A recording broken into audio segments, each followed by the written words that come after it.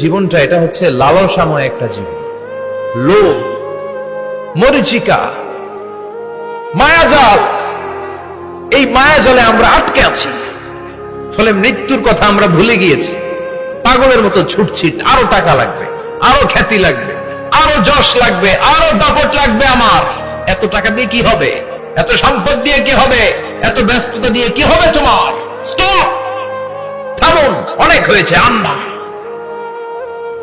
থামুন, take a rest, take a breath and think about death. Think that you have to go back to your Lord. একটু বসেন না, একটু ভাবেন যে আমাকে চলে যেতে হবে, চলে যেতে হবে। এই কোলাহল, এই ব্যস্ততা, এগুলো থাকবে, থাকবো না আমি।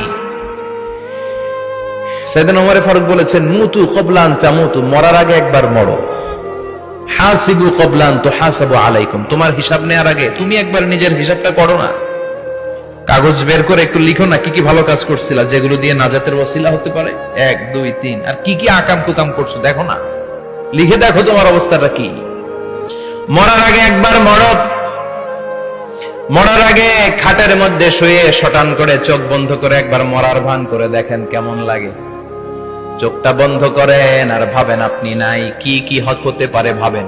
আপনার ছেলে মেয়েরা কান্না জুড়ে দিবে, আপনার প্রাণের স্ত্রী বিলাপ শুরু করে দিবে, বন্ধু বান্ধবের চিৎকার আর মাতম, স্থানীয় এলাকার মসজিদে ঘোষণা, অমুক এলাকার নিবাসী অমুক ভাই অমুকের ছেলে অমুক দুনিয়ায় নাই। সব আত্মীয়রা চলে আসবে, ফেসবুকে স্ট্যাটাস দেয়া হবে, সবাই সবাইকে জানাবে বিকাল 4টায় অমুক হাই স্কুল ময়দানে আপনার জানাজা।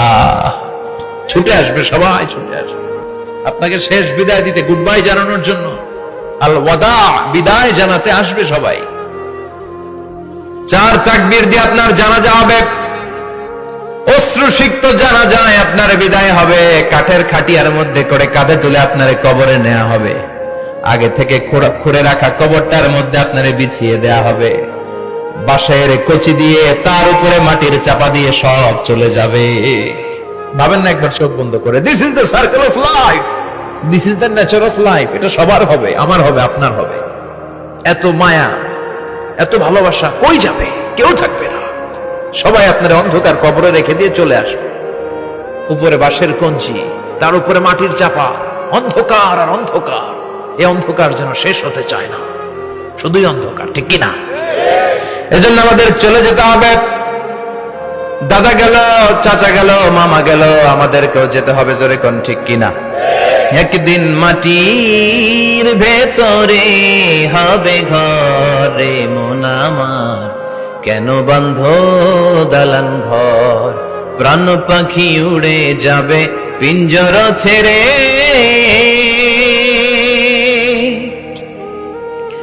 ধরা ধামে সবই রবে, তুমি যাবে চলে।